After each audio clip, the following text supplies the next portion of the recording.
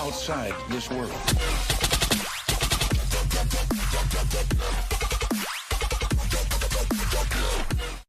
Hey, what is up, ladies and gentlemen of YouTube? This is your boy Big Daddy Slash coming back at you with a brand new video. Today, guys, we're going to officially be doing my first blog. Or I should say vlog. I've had people ask me, hey Slash, why don't you do any kind of vlogging? And you know what? I'd never thought anybody was really interested in that kind of thing. Like, I'm not a huge YouTuber yet, and it's like, I know Kid behind the camera, you know, he does his daily vlogs, and I was like, who would be interested in that for me? But surprisingly, a bunch of people have asked me, so I figured today I'm going to do this vlog and see how it goes. And, you know, I'm just going to give you a little bit of background on me. People ask me all the time, you know, kind of wondering, trying to figure out, you know, who I am and things like that. And I guess it really starts back in my childhood. Like, I grew up on a carnival, which is, a lot of people look at me and they're like, what? But yeah, I grew up on the carnival. My dad, he was a diesel mechanic, and so we would travel from, you know, state fair, county fair, from, you know, pretty much all up and down the East Coast. I've pretty much been all over the country with it. But most of my life was up and down the East Coast, doing all the fairs from Florida, you know, through Tennessee, Alabama, South Carolina, Kentucky, Indiana, just Chicago, all kinds, you know, pretty much everywhere. And so that was, it was really a unique way to grow up. Especially when your best friend, when you're like, say I was 10 or 11, and my best friend was like 25, which is kind of weird. I mean, I realize that not a lot of kids out there, you know. Some of the kids would come out during like summertime and stuff like that and spend the summer out with their family. But I was a full-timer. You know, my mom homeschooled me and stuff, so we would travel about 300 days out of the year doing that. And we did that all the way up until I was almost 16. I was almost 16 years old when we finally got off the carnival and moved home to Louisville, which is where I'm from. Can't say I was raised here because pretty much I was raised everywhere.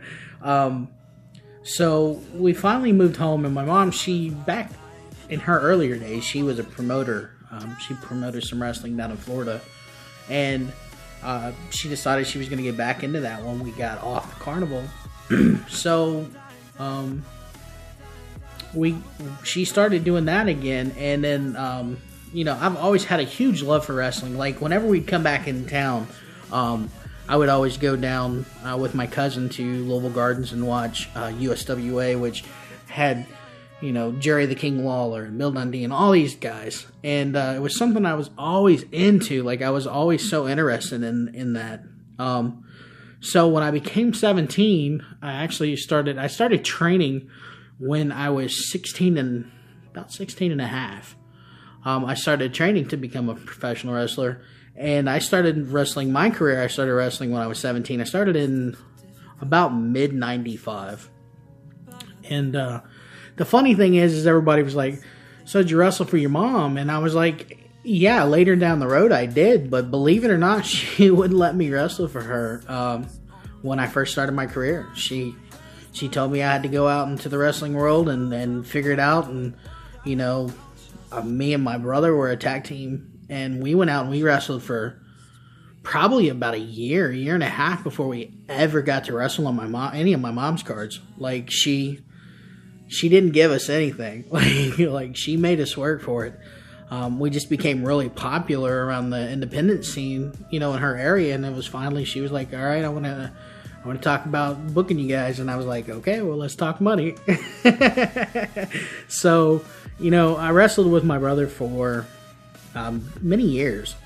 And then finally, that's when I met my homeboy now, Crazy Skills, who showed up one day to train, and homeboy's been in my life now for 20 something years. Like, I think I'd been in the wrestling business like 3 or 4 years before he came in, and like he's been my best friend pretty much ever since, and ended up becoming my tag team partner. And a lot of my story time videos are all about him because, you know, we spent so much time together doing what we loved. And I'm blessed to have a friend like him. Even though if you watch the video, you suck. He's Satan, guys. He's the devil. If you watch any of my story times, you'll know why. No, but being all serious, man, he's more blood than blood. You know, he's definitely my homeboy. So, and he's on me all the time about doing vlogs, and like I'm like, man, I don't know if anybody's even interested in doing any kind of vlog. So, this is new for me. I'm not gonna make it fancy. I'm just gonna sit here and just shoot the shit with you and talk to you. So, I've done that now for about 195, mid 95, so 2017, 20 plus years. I'm not gonna do the math. And it's been a hell of a ride, man. And you know, it's like I tell everybody, if there's something in life you want to do, and I can't tell you how many times people told me that when I wanted to become a professional wrestler that I couldn't do it, that it was a fairy tale, and you know, and I was blessed enough to be able to wrestle all over the country, you know. I've been in Pro Wrestling Illustrated. I've been in Wrestling USA. I've held world titles. I've held tag team titles. And I got to live that life that people told me I wouldn't be able to. And that's, you know, that's with anything in life, man. If they tell you can't do it, don't listen to the haters, because if you don't try, you can't succeed to begin with. The first thing is lacing up and showing up, and that's just every day, man. If it's something you want to do, just focus on it and keep going.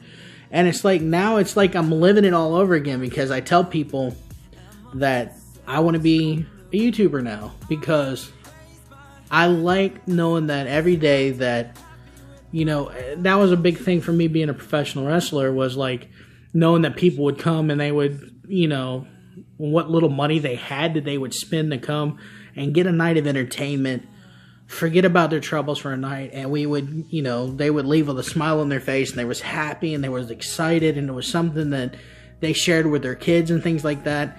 And it was really, that's what kept me going, man. But I'm at the point of my life now where I'm getting older, and the body's breaking down, so I can't wrestle like I used to. There's no way that I can, you know, do that full time anymore. So it's like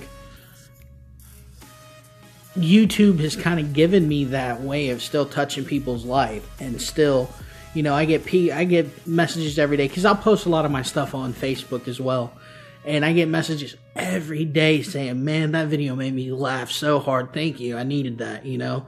And it's cool to know that you helped somebody who had a shit day and you made them laugh, and that's awesome, man, you know, because I'm telling you, when I have a bad day, I go to YouTube and I look up funny videos, and, you know, to help me get through the day. And it's, you know, sometimes that's all you need, is just a little push, you know, to brighten your day just a little bit to get through it, because we all know day to day can suck.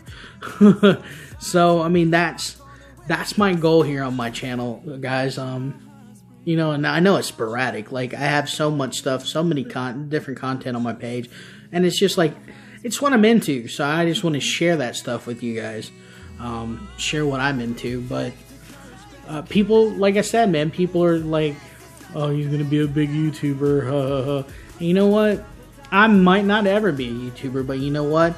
Every day I get up, when I have time that I'm not working my real job, it's 4:47 in the morning. I'm making time to do a video to talk to you guys. And, you know, if it's something you really want to do in life, you just got to put your head down and go for it, man. And don't ever let anybody tell you you can't do something or you're not good enough for something. You just got to block it out, man, and keep moving forward. So, guys, I'm going to leave this blog here. You know, I just did it raw. I'm not going to do any cool cut scenes or anything like that. I'm just going to sit like I did. I just sat down and talked to you. I might add some cool little music in here behind. just so it's not so weird just sitting here. But guys, as always, man, and to my new subscribers or someone that might be too new to my channel right now, if you're new, smash that like button, man, if you feel like it, and if you want to subscribe, I appreciate it, guys. I've had 16 new subscribers this week, guys, and that means the world to me. And I had a video that hit for over 12,000 views. To think, 12,000 people watched my video means the world, man. It's like, that's hard to even fathom. 12,000 people. It's pretty cool, man. And now, like, a couple of the haters, you know, when I told them I had a video that hit for 12,000, they kind of looked at me like, it's possible, man. It's possible. So if you can dream it, you can achieve it. You just got to keep at it. So as always, guys, thanks so much for watching the video. If you guys are into these kind of videos, which it's kind of weird for me to just kind of sit here and talk, because I don't think people are, I don't think I'm there yet. My buddy tells me, you know, no, you just vlog, dude. Like, people are interested in that kind of stuff. So if you are interested in more stuff like this, or you have any questions that you want me to answer, leave them in the description of the video, and we'll get some more of these kind of videos going if you guys are into them. So, something I always seen Kid Behind the Camera does, and that's how we're going to outro, because he always does a cool intro and an outro. But I've always wanted to cover the lens. So, guys, that's how we're going to end it today. As always, thank you so much for watching the video, and we'll see you in the next one. Are you ready for it? Here it comes. Wow.